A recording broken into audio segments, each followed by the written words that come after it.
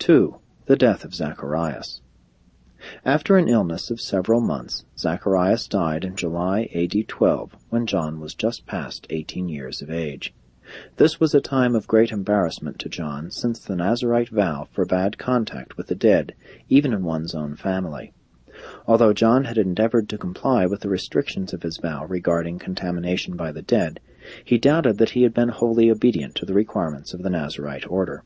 Therefore, after his father's burial, he went to Jerusalem, where, in the Nazirite corner of the women's court, he offered the sacrifices required for his cleansing. In September of this year, Elizabeth and John made a journey to Nazareth to visit Mary and Jesus. John had just about made up his mind to launch out in his life work, but he was admonished, not only by Jesus' words, but also by his example, to return home, take care of his mother, and await the coming of the Father's hour.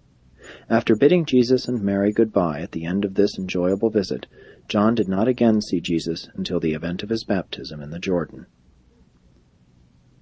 John and Elizabeth returned to their home and began to lay plans for the future.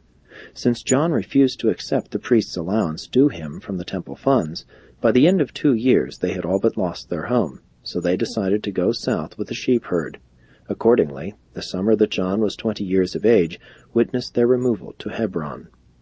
In the so-called wilderness of Judea, John tended his sheep along a brook that was tributary to a larger stream which entered the Dead Sea at En-Gedi.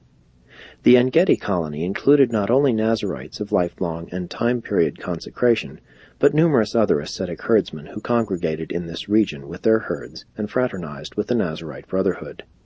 They supported themselves by sheep-raising and from gifts which wealthy Jews made to the order. As time passed, John returned less often to Hebron, while he made more frequent visits to En-Gedi. He was so entirely different from the majority of the Nazirites that he found it very difficult fully to fraternize with the Brotherhood, but he was very fond of Abner, the acknowledged leader and head of the En-Gedi colony.